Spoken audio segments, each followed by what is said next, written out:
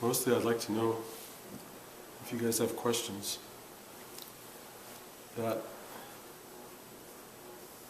probably the best way to grow spiritually is to inquire and to ask questions of teachers, and you have an opportunity to ask, and not just to sit and sort of wait for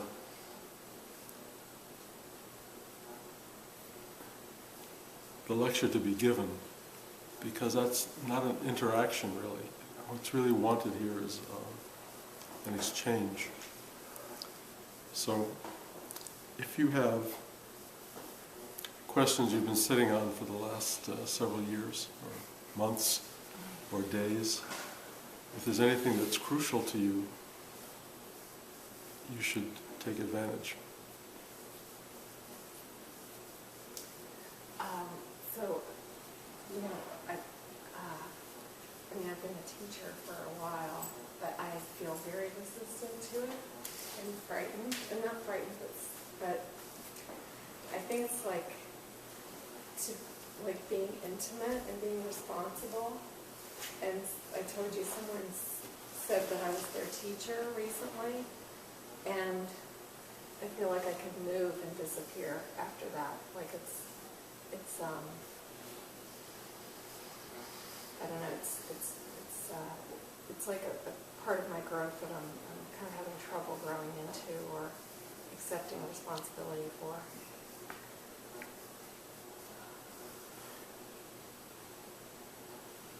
You know, being a teacher is something that comes upon you on some level. More importantly that it do that than that you decide you want to be a teacher or that somebody just anoints you as a teacher. Mm-hmm. And your teaching was in recognition of a very real transformation that took place. And it gave you the authority to be able to share that if you wanted to. Mm-hmm. But it's not an obligation. And it's not something that you should feel that you are beholden to. Real teaching is something you do in the moment. It doesn't have to be in a formal setting. It doesn't have to be sitting in front of a group of people. If it comes that way, that's fine. But often it will come informally, just in how you interact with another person. You see a doorway and you walk through it. You can often be of enormous help to people who you just pass by in life, you know, who you're sitting next to on an airplane, you know, somebody in the store. Something happens, it's the way you say it, it's the hand on the shoulder, it could be any number of things where you really are available to someone to give them something that they might not have gotten in any other way.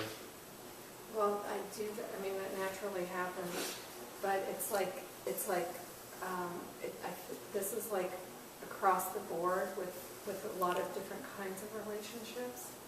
The first time, second time, third time's good, but then once I'm seeing a little deeper, or I'm seeing a little deeper, like I want to run, you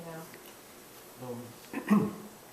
Well, I mean, I would encourage you not to run. Mm-hmm. If you're that aware of the process, if you're that aware of the situation that occurs for you, then you know, either respect it and walk away and close the door on that, or even on teaching itself, if that's something that's causing you real discomfort, or just sit with it and watch it as it kind of flowers. Because often something in us wants to close when we're close to something real and something important. And you can look at that and see that thing shut down, and rather than run from it, rather than take it as an important lesson, you just sit with it. And in a way you kind of, you nurture it and watch what happens. And for me, the times I least want to be a teacher is when the best teaching comes through. Because I don't sit back and listen to the thing that says you shouldn't be teaching, because what would that thing be? What would that thing be that's afraid? What is it in you that would be afraid? It's not your higher self. It's not your deepest self. It's something that is probably been there as an obstruction on some level, as a commenter on your life for a very, very long time. So if you want to, you know, acknowledge that and give it power, then you can. But then really it would be hard to teach using that obstruction as something that closes doors and makes you stop. You know, you have to be able as a teacher to move through all of these things in you, that question, that doubt. I mean, bring your questions into the environment, bring your doubt into the environment, speak and teach through it. Because that's real, and because everyone has doubt and everyone has questions and everyone has fear. And the world is really defined by the people who let that fear shut them off and who use the fear and the doubt and the questioning to explore and to expand. So you have to choose that route if you want to teach, or don't teach. There's no reason you have to be there as a teacher. If teaching becomes an identity for you, if it becomes something, I am a teacher, be careful. Because then it's just replacing one identity with another identity, and often the teaching identity is more problematic than the not teaching identity. Because it's a higher status, it's a higher sort of way of looking at yourself. I talked last week about self-regard as being a real dangerous part of spiritual unfolding, because we don't see it as a problem. Self-regard is, I'm a good person, I'm a nice person, I'm kindly. You know, that seems so innocuous, like, great, that's all very nice. But when you bring that into your identity, it's such a secret hold of, I am this thing, this good, kindly, sweet, nice thing, that in the end, you're almost more trapped than that than by the dark side stuff, which is less fun to sort of acknowledge, less fun to identify with. Yeah. So be careful with that. But that obstruction, it happens in other areas of my life, and it's run its course, and I'd like to move through it. So. Well, almost everything that appears in our life runs through multiple aspects of our life. It's rare that it's just in one arena. So if you find these things and you can identify them and you can use them consciously, that's the mark of a good student, and a good student becomes a good teacher. You don't want to be a good teacher who hasn't been a good student, because you'll never understand the people who study with you. So, it sounds good.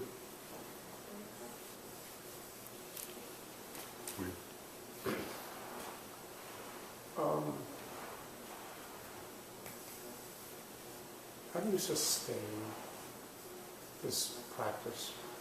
Since I've not seen you lately in a while, it's been hard for me to sustain what I've learned and practiced. It was very good and strong, and then life gets in the way. You get so many things coming at you. So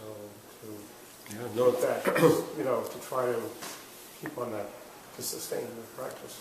Well, a great way is to suffer a lot. If you suffer a lot, you will give yourself motivation because you don't like to suffer.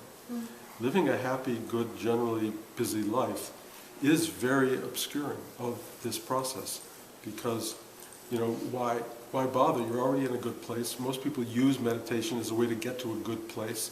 So then what's the motivation really to use it? And that becomes a real problem for people, because in a way you have to get the big picture in order to really understand why you do this in the first place. The big picture is everything you're experiencing is temporary. Everything. Your happiness is going to go away on some level. The things that you love are going to be lost. Everything from your body, your mind, your life will all ultimately go away. And if you stay in the straight and narrow and you don't know that, then you sort of edge into the end of your life, and there you are, suddenly going, how did this happen? And suddenly your life is small and intense and closed in on itself, and you kind of go, where's the big life that I had? And it's gone. At that point, the urgency to do meditation may occur, or just to get drunk, whatever your choice is at that point.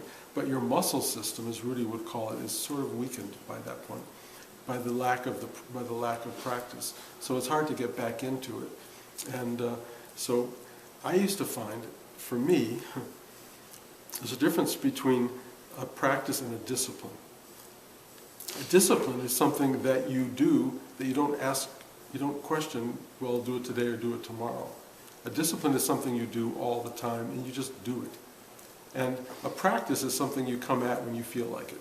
You know, you can practice piano today, you'll do it tomorrow, maybe the week after, but a discipline is something you do every day.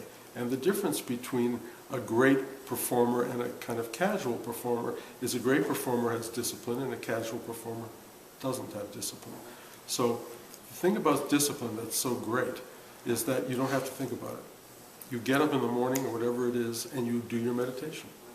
And you don't stop to think, is this a day I feel like meditating? Do I really want to do this? Do I need to do it? You just do it. And that's really how I sustained myself during the middle years of my child rearing, career building, all of that. I sat every day, every morning before I did anything else. Well, I brushed my teeth and did that and sat down and I meditated.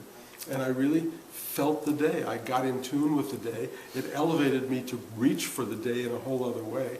And then I went into my day awake, aware of my meditative self, aware that there was something out there that I could engage and use to, in those days the word was grow from. I could use this insight, this awareness to grow. And as Rudy would say, to be happy. Or to be conscious of the weather internally, emotional weather, let's say. It's much better to do that and have this internal umbrella that is there if it's raining, or a cap if it's too sunny. You give yourself a structure, and that structure takes over, and you don't have to think about it. You just do it. When your life gets so busy that you forget to do it, that forgetting becomes endemic in your entire life. There's a lot of forgetting. And then you don't even remember what you're forgetting. It's just not there. And so I show up here, 2 or 3 times a year, and it's like, oh yeah, Bruce, this thing. And it comes back, and it usually kind of feels, like I should do this, and then it kind of falls by the wayside again, and there you are. You're kind of left in a state of impermanence. You don't have structure. Your structure is kind of beside the point, and so you just kind of make your way through the day. It's kind of all right. It depends on what you're looking for in the world. If you're looking to grow, to be happy, to have a good life, to function well, this meditative sitting is really valuable. If you're looking to find out, who am I? What is this? How have I arrived at this? Which is a very, very powerful question. Then sitting is almost beside the point. Then it kind of takes over. It's like this constant wondering, reaching for insight, wisdom, knowledge, whatever that is, and then it doesn't turn off.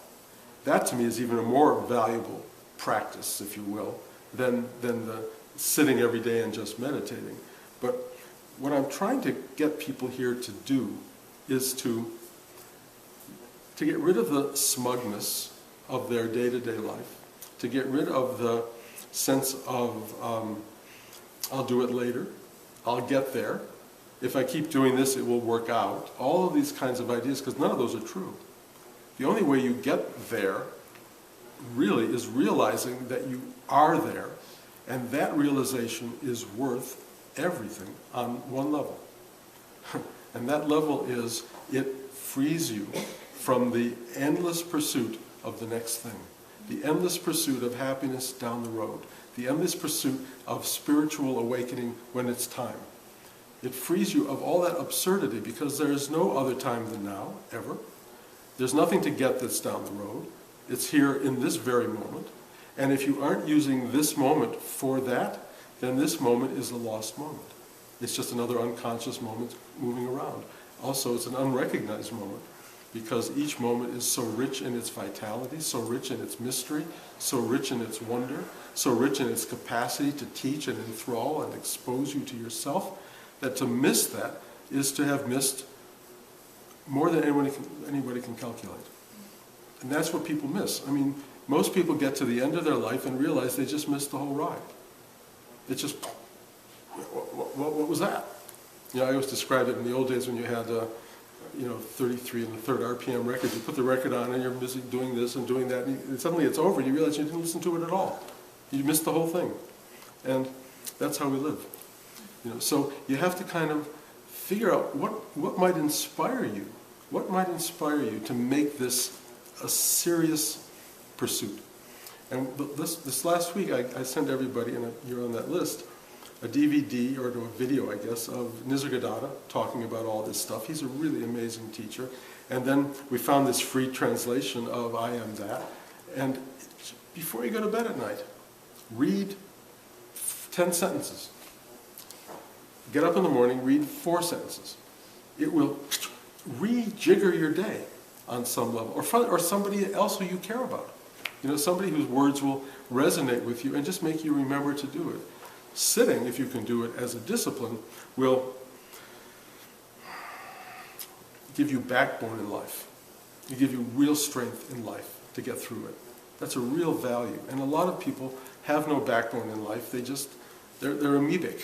You know, they kind of through life, and then it's over. They go, what was that? What happened to me? You know, it's a horrible, horrible thing. And I'm watching it right now in people I care about. You know, they never, ever pulled it together.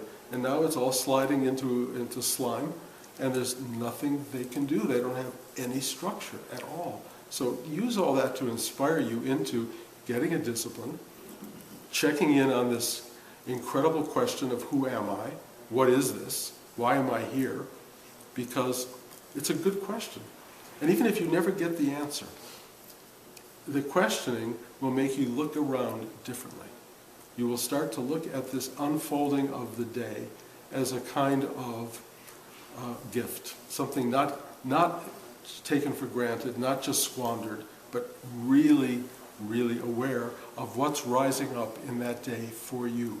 And now that I'm retired and I don't have a plan for my day, I wake up and every day amazes me because it fills with stuff. It just fills. I never know how it fills, but it does. And everything has content, everything has value, everything is reflective. And it's reflective not just about you personally, but about you as a awareness of being. There's a vast, eternal, infinite awareness that is who you are. Why live life as this tiny little microscopic thing when you are macroscopic eternity? But that's the choice. I mean, people do. You know, I mean, I got really shot into gear 50 years ago next month by an LSD trip. It was so big, it was so blow you out of the water that I've spent the last 50 years going, what was that? And then I found people to explain it to me. I found religions that explain it to me. I found teachers that explained it to me. And then I realized nothing explains it to me. Everyone gave me answers that are their answers, but they're not my answer. And if you want your answer, there's only one place to go to get it, and it's not me. It's not even Nisargadatta, and it's not anybody else. And there are a lot of great people out there, great people. But they would be the first ones to tell you, not through me. Go to where it is. And all I can say is if I can convey a hunger in you to do that, then I'm doing my job. If I convey to you a curiosity, that's great. But if I just give you a lecture and you go, that was interesting, then I'm not doing my job at all. So, take one of those. I think there's a Nityananda quote that the outer guru points to the well, the inner guru drinks from. Thank you. That's beautiful. The outer guru points to the well, the inner guru drinks from it. In case you didn't hear that. From Daniel. Nityananda. From Nityananda, whose head you can't see, and I apologize, we have trouble with the tripod. It's okay. People know what Nityananda looks like, but I feel weird that his head is gone and mine is here. Your head will go someday. Yeah, it will, that's true, it will. Any other questions? Somebody? I found this exercise very profound. Did it harken back to our earlier talk about the seed and the seminal self? Because you told us to capture ourselves just at that point, I'll say before my tick list starts. And you wake up and there's a blissful feeling and everything is possible and you're immensely comfortable both physically and emotionally. And then, as you said, you do one of these and say, oh my God, I have to do this, that. And I thought that this exercise meant to sort of capture that moment before Yeah, you shake it yourself up. tries to expand that moment. You know, if you expand it enough, when the tick list comes in, you're not immediately taken by it. When your checklist comes in of the stuff you have to do today, you just kind of observe it. And you go, this, this, this, this. It's from a very detached place. Right, unless we And then you can engage it. But if it comes in and it immediately goes, oh my God, today, then you're gone for the day. The whole day, probably. And you'll be living in that kind of condition, and that's really, really painful. So how do you find a way out of that? Well, the first thing is, if you get caught by that, you can see this is an opportunity to work. It's an opportunity to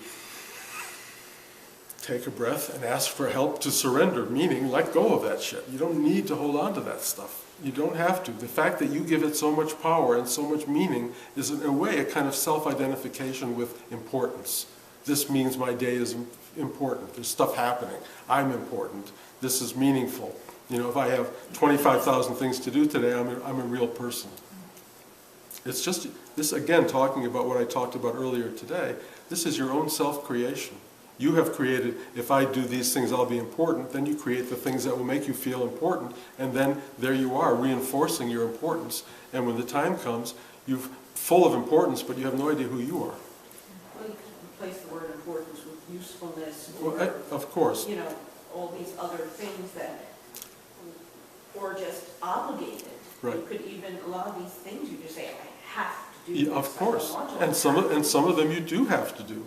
But how you do them, how you identify with them, how they overtake you, or don't overtake you, that's really important. When you finally really begin to realize you have choice, you can do it, that and more. Rudy used to talk about that all the time. You can do so much more than your mind tells you can do. But you have your own list of, if I do this many things, I've satisfied my quotient, whatever that may be.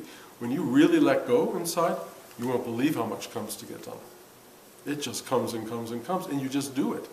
But if you start to fight it and start to make it a thing, then you get unhappy having to do, and you also get lost in it, and you don't want to get lost. I often read and listen to Adyashanti, another spiritual student you're well familiar. And he offered this wonderful practice where he said, when you're meditating, ask yourself the question, what is looking through these eyes? Or if your eyes are closed, what is it that is perceiving these thoughts or emotions?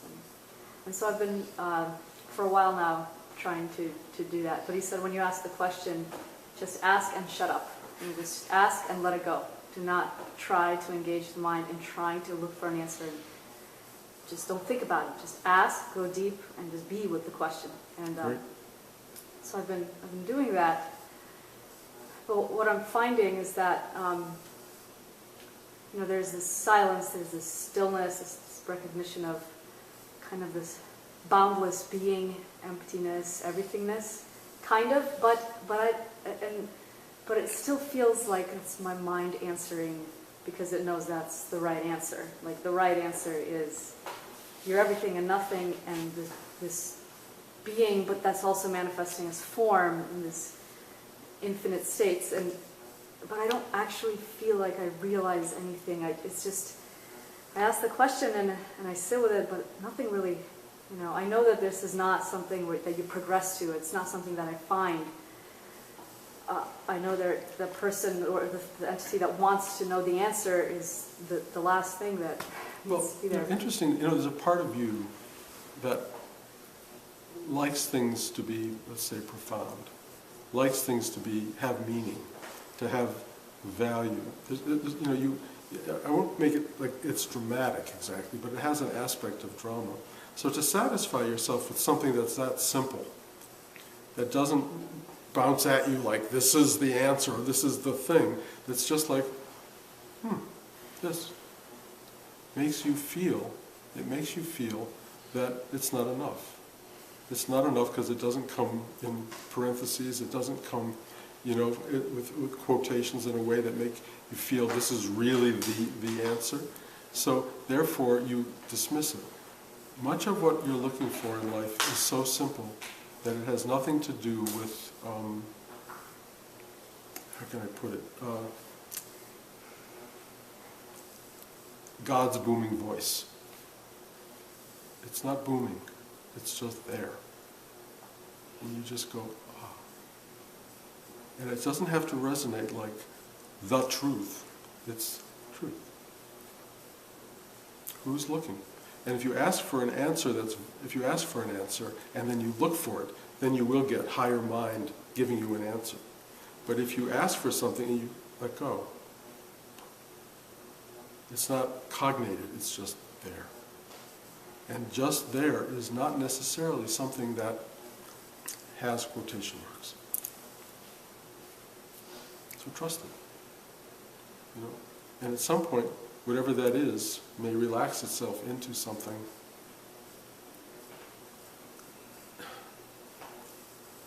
that you can't deny.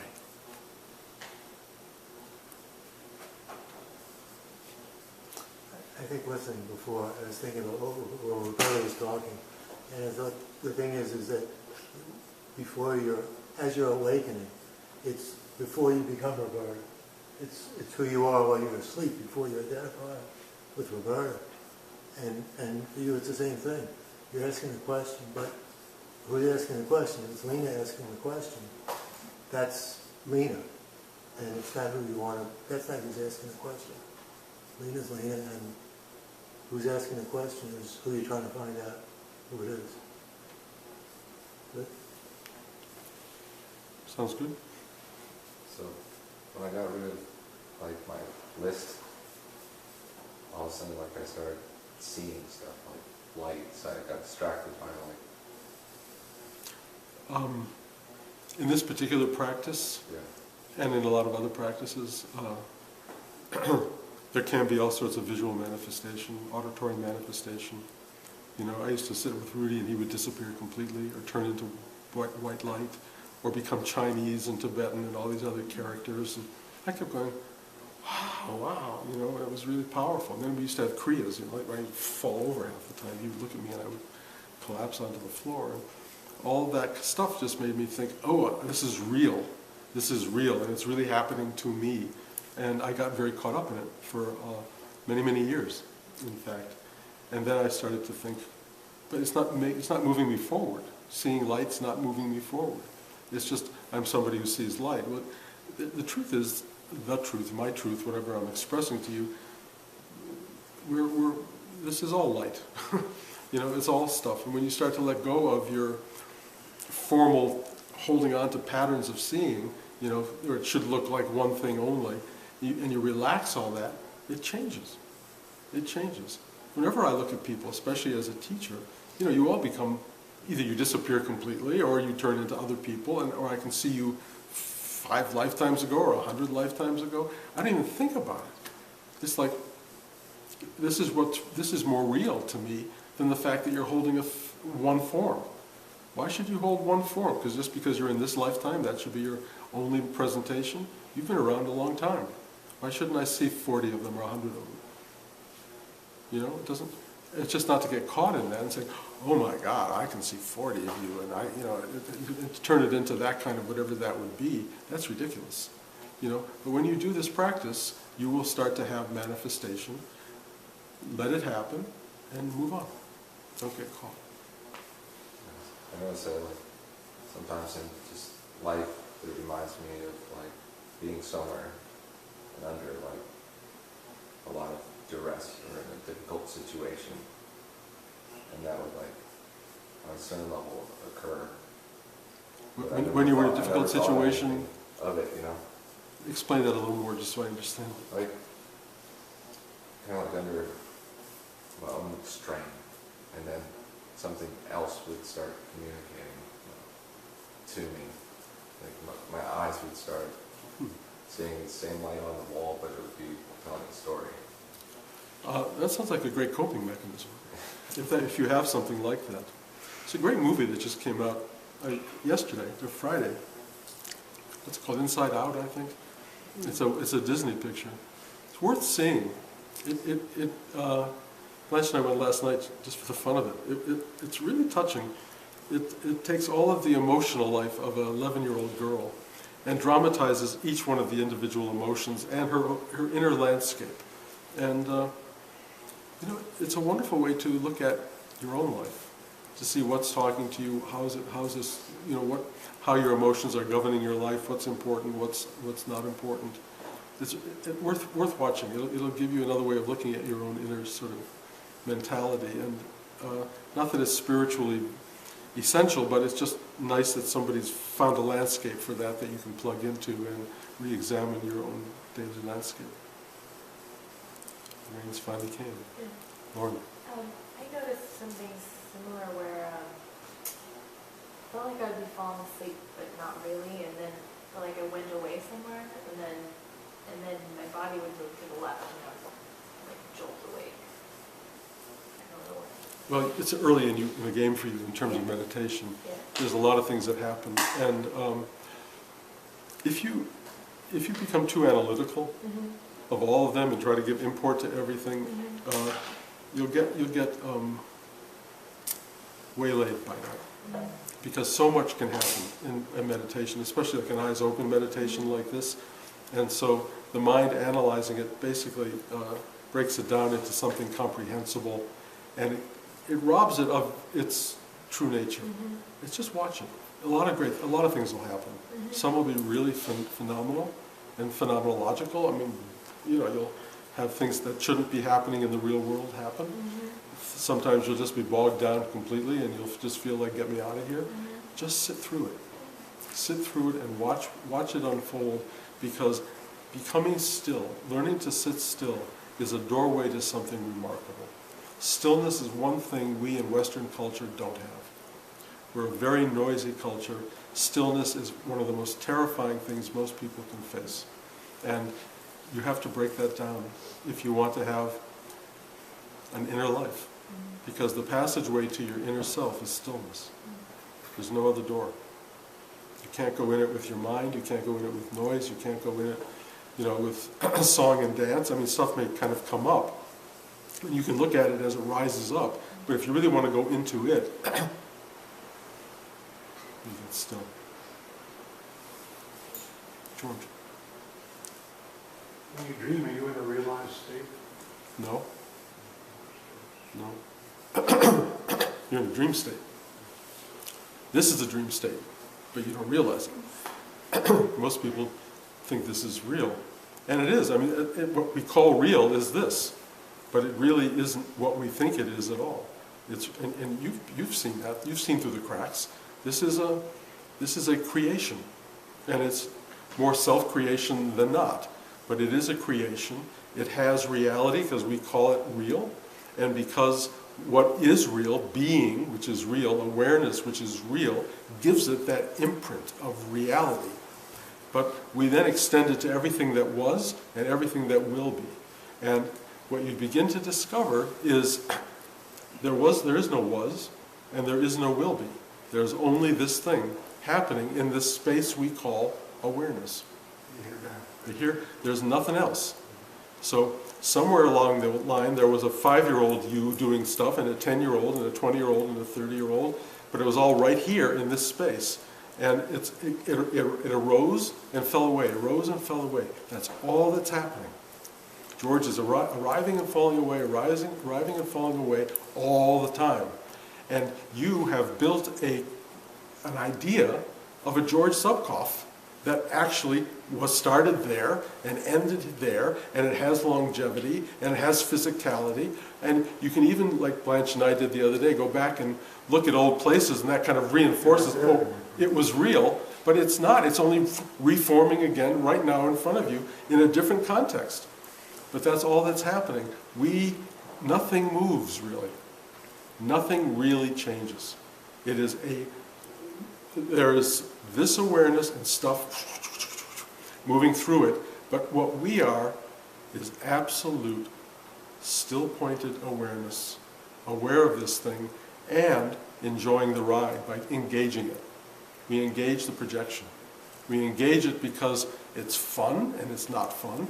It's beautiful, it's sexy, it's got all these things that we love about it, but it also creates enormous pain because you can't hold on to it for a second. And it's all fading away, and so will you. But what will not fade away is that which is watching. that which is, the place in which this is all happening. It's not even a place, it's indescribable what it is. But whatever it is, it looks like this, feels like this, sounds like this. All of this is happening in it, or us. What we really are is this, not the stuff that's unfolding through it. But try to tell that to somebody and they'll look at you like you're crazy. Because how could there not be? I was born here, I'm going to die there, there's this long journey through this whole thing. It's not true. It looks like it's true, but the person who's going on the journey has been assembled from little pieces and held onto and formed into something that you call George Subkoff, or I call Bruce Rubin.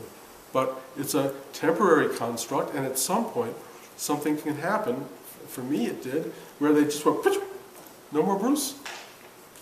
This was still here. This stuff's all still going on. Nothing's changed, really. There's just no Bruce at the center. There's just whatever this is. So now, I walk around going, I'm looking at myself. And I see myself looks just like George Subkoff. And it looks just like Nityananda and Daniel, and go on and on. That's what myself is that. You know, it's this stage. It's everything. And you start to look at it and you go, how does this, how and why? And it becomes such a mystery.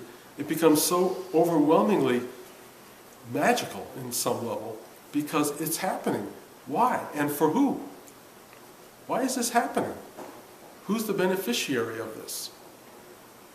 Well, all of us looking at the same thing through different sets of eyes. But I am no more Bruce than I am George, and you're no more George than you're Bruce. We're aspects looking at this arising of being, this manifestation that forms and unforms endlessly. Endlessly. Until you discover you're not the thing that's forming, you're this. And that changes it. And you also recognize that this is completely full, real, like this, real, and empty as can be. Total nothingness. Nothing. At the same time, your brain can't process that. There's nothing you can do to make that understandable. So, to quote you from the earlier class, you know, the unknowable unknown. And you're it. And have always been it. So that's all we're trying to know. You know, and it's not that hard. It's just like go, oh, click. I'm just this unbelievable awareness. And there's this being moving through it that I get to impersonate or have fun with. I talked about it a couple of weeks ago in classes. It's our avatar. Each one of us have this body as our avatar to be in the world and touch and feel the world, maybe to teach the world, maybe to mess up the world. Who knows? But that's the avatar, and it's very temporary. And if you're caught in your avatar, you are going to suffer what it means to be flesh and blood and temporary. If you're not caught up in the avatar, you will go through all this. Still, there's pain and suffering and all that other stuff, but it's from a whole different perspective. You just watch it with like, wow, wow. It's overwhelming, you know. I'm telling you, walking down New York streets the other day, which are now claustrophobically crowded, you know, and seeing so many life forms, each one thinking they're really important. And they are, but they aren't. Try riding on the subway in rush hour. Yeah, same thing. Yeah, but it's very impactful, and you really learn how big this universe is. It's getting more and more crowded, and how important it is to find your way out of the illusion of it.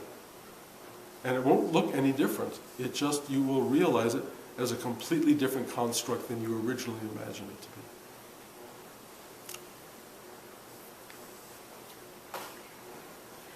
You suggested we ask questions, and I just felt I knew that everyone would be answered.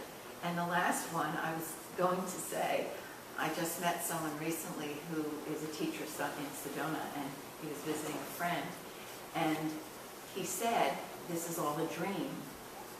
This isn't real." And he laughed a lot while he was explaining what you just explained, but it's interesting to me that 5 years ago, I would have been like, what? Whereas now, he's talking, I'm like, yeah, that makes sense. And he said basically what you did, like, we think it's real and it isn't, and we all take it so seriously, where most of it doesn't even matter. It's just, Well, you can make it matter, you can, but and you can make it not matter. that's what he was saying. Yeah. Same thing. You're creating it. I'm creating it. You're saying, exactly. I got to make this matter. Right, but that's what he kept laughing. Yeah, You know, well, people- I love those guys. I don't laugh that much, but I love those he's guys. just, and at first it was a little bit strange to have him laughing all the time, Right. but then it got kind of like, It gets weird, doesn't it? yeah, then it got a little weird there, but Yeah. then it was like, yeah. It's kind of denying you your truth. Somebody's laughing at all your suffering.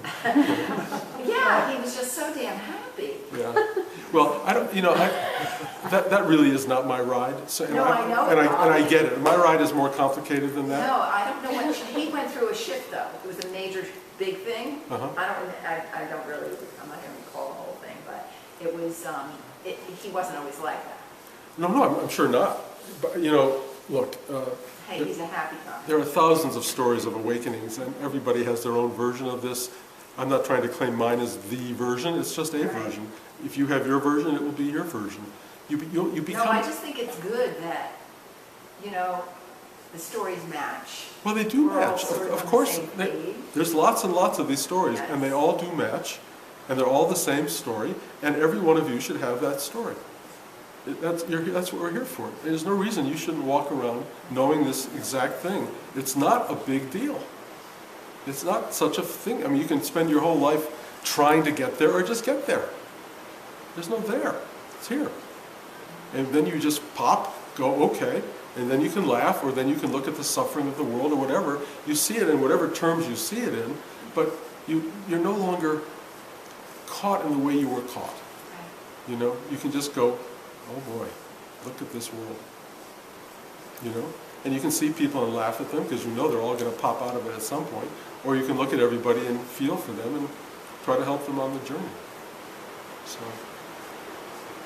Rudy loved rain, by the way. I think Blanche said it in her email. It was always a blessing. My windows were closed. Well, if your windows are not closed, run out and close them. But, this... Perhaps I should. Okay. Unless anybody else has some questions, we can bring this to a close.